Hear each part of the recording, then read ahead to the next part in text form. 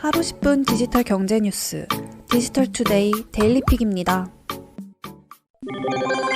인터넷 카페 등 PC 기반 웹 서비스 중심으로 성장해온 중고거래 플랫폼 업체들이 모바일 서비스 역량을 강화하기 위한 행보로 분주합니다. 2011년 서비스를 내놓은 번개장터는 취향 기반 중고거래 플랫폼을 표방하고 있습니다. 특히 20에서 30대 MZ세대를 중심으로 플랫폼 생태계를 구축한 것이 특징입니다. 주요 이용자층이 모바일에 친숙한 세대인 만큼 이에 맞는 서비스를 제공하는 모습입니다. 당근마켓은 인근 주민과의 중고거래 중개를 중심으로 각종 정보를 나눌 수 있는 지역생활 커뮤니티를 표방해왔습니다. 당근마켓 이용자 수는 1325만 명으로 추정됩니다. 주요 중고거래 플랫폼 중 이용자 수가 가장 많습니다. 최근에는 소상공인 소통 채널 비즈프로필 서비스를 출시하며 플랫폼 비즈니스를 강화하고 있습니다. 온라인 중고거래 선두주자인 중고나라는 지난 2019년 모바일 앱을 내놨습니다. 번개장터나 당근마켓 등 두 서비스와 달리 네이버 카페에서 시작해 PC 웹사이트 이용자 기반 역시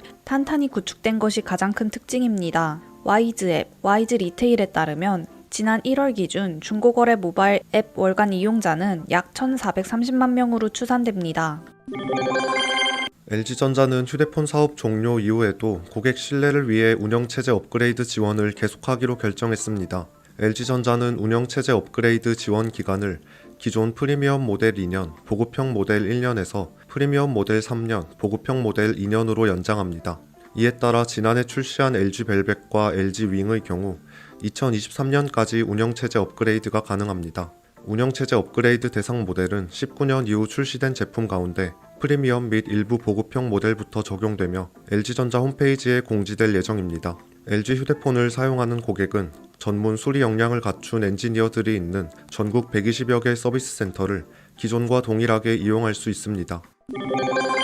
서울 서대문역 인근에 위치한 알뜰폰 전용 오프라인 홍보관인 알뜰폰 스퀘어에서 앞으로 곧바로 알뜰폰 개통을 할 수 있게 됐습니다. 한국알뜰통신사업자협회는 오는 12일부터 현장에서 개통을 희망하는 이용자에게 유심을 제공하고 개통을 지원할 것이라고 밝혔습니다. 현재는 다양한 요금 상품 및 단말기를 비교할 수 있는 알뜰폰 허브 사이트를 통해 고객이 원하는 요금 상품을 선택하고 가입을 도와주는 형태로 운영 중입니다. 사업자마다 방식의 차이가 있지만 셀프 개통 처리가 가능한 곳은 즉시 개통이 이뤄집니다. 셀프 개통이 가능한 곳은 KB국민은행, LG헬로비전, KTM모바일, SK텔링크, 큰사람, 인스코비, 프리텔레콤 등 7개사입니다. 아직 셀프 개통이 안 되는 곳은 유심을 제공하고 개통센터와 핫라인을 구축해 신속하게 개통받을 수 있도록 할 예정입니다. 트위터가 최근 몇 개월간 오디오 SNS인 클럽하우스 인수를 위한 협상을 진행했다는 보도가 나왔습니다. 블룸버그 등 외신에 따르면 클럽하우스와 트위터는 클럽하우스의 기업 가치를 약 40억 달러 수준으로 잡고 협상 논의를 진행한 것으로 알려졌습니다. 하지만 지금은 더 이상 협상이 진행되지 않고 있는 상황입니다. 클럽하우스 인수 협상과 관련해 트위터는 관련 언급을 거절했습니다. 트위터는 현재 클럽하우스와 유사한 오디오 SNS 기능인 스페이스의 사용자 기반 확대에 적극 나서고 있습니다. 글로벌 특송업체인 UPS가 전기 수직 이착륙 항공기를 도입합니다. 무인 드론이 아닌 조종사가 탑승하는 형태로 기존 소형 화물기와 헬기를 대체할 가능성을 탐색합니다. UPS는 1시간 충전으로 약 600kg 무게와 화물을 싣고 시속 270km 속도로 최대 400km 거리에 날아갈 수 있는 성능을 지닌 항공기를 요구하고 있습니다. 화물 운송뿐만 아니라 의약품 제공 같은 의료 서비스, 항공 구조 등 다목적성도 포함하고 있습니다. 전기 수직 이착륙 항공기는 전기 모터를 이용해 로터를 회전시키기 때문에 배출가스가 없고 소음도 기존 헬기에 비해 적어 도심 한가운데서도 손쉽게 운용할 수 있다는 장점을 지닙니다. 여기에 수직 이착륙이 가능하기 때문에 배송 거점을 도심과 가까운 지역에 배치할 수 있어 배송 기간 역시 단축할 수 있을 것으로 보고 있습니다. 현재 항공 스타트업 베타 테크놀로지스에 의해 기체 개발이 진행 중이며 오는 2024년 10대의 시제기를 UPS에 납품할 예정입니다. 성능이 검증될 경우 UPS는 최대 150대를 도입합니다. UPS는 지난해 전기차 스타트업 어라이벌과 계약해 약 1만 대의 전기 배송 트럭 도입을 발표하는 등 모빌리티 전동화 전략을 강력히 추진하고 있습니다.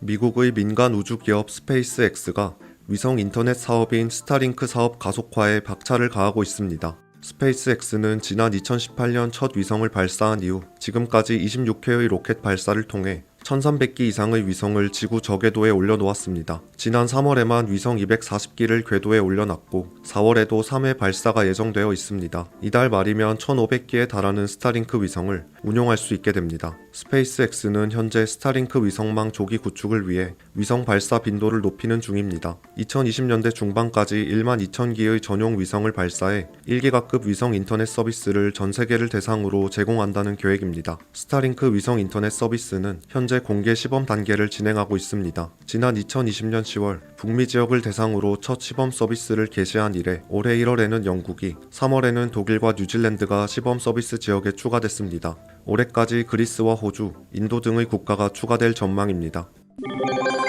전동 킥보드 공유 서비스 기업 라임코리아가 기본 요금을 33% 인하한 시간대별 요금제를 도입한다고 밝혔습니다. 서울, 인천, 경기도 등 수도권 기본 요금을 기존 1,200원에서 800원으로 33%가량 내립니다. 전체 이용 시간의 약 70%를 차지하는 평일 오전 5시에서 오후 8시 때 1분당 이용 요금도 기존 180원에서 160원으로 낮춥니다. 이번 기본 요금 인하는 서울, 인천, 경기도 지역 외 라임이 서비스를 제공하는 다른 도시에도 개별 적용됩니다. 대구와 대전은 1,000원, 울산은 300원으로 기본 요금을 내립니다. 부산의 경우 기본 요금은 그대로 유지하되 평일 낮 분당 이용 요금을 150원으로 낮추고 향후 지역 경제 활성화에 기여할 수 있는 로컬 캠페인과 프로모션 등을 추진한다는 방침입니다.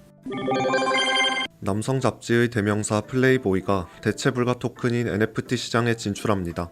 외신에 따르면 플레이보이는 대체불가 토큰 마켓플레이스를 제공하는 니프티 게이트웨이와 제휴해 플레이보이 성인 콘텐츠에 대체불가 토큰 기술을 적용합니다. 이를 통해 플레이보이가 가진 방대한 양의 사진과 예술품, 저작물을 대체불가 토큰 예술 작품으로 전환한다는 계획입니다. 플레이보이는 1953년 창간한 성인 오락 잡지로 세계적인 지명도를 자랑하고 있습니다. 지난 2020년 종이 잡지 발행을 중단하고 디지털로 100% 전환한 것이 화제가 되기도 했습니다. 플레이보이 측은 블록체인 기술을 바탕으로 창작자와 수집가들을 지원하는 대체불가 토큰 작품 시장을 만들어 갈 것이라고 밝혔습니다. 대체불가 토큰은 블록체인 기술을 이용해서 디지털 저작물의 소유권을 증명하는 토큰으로 최근 디지털화된 미술, 영상, 음악 등 저작물에 폭넓게 적용되고 있습니다.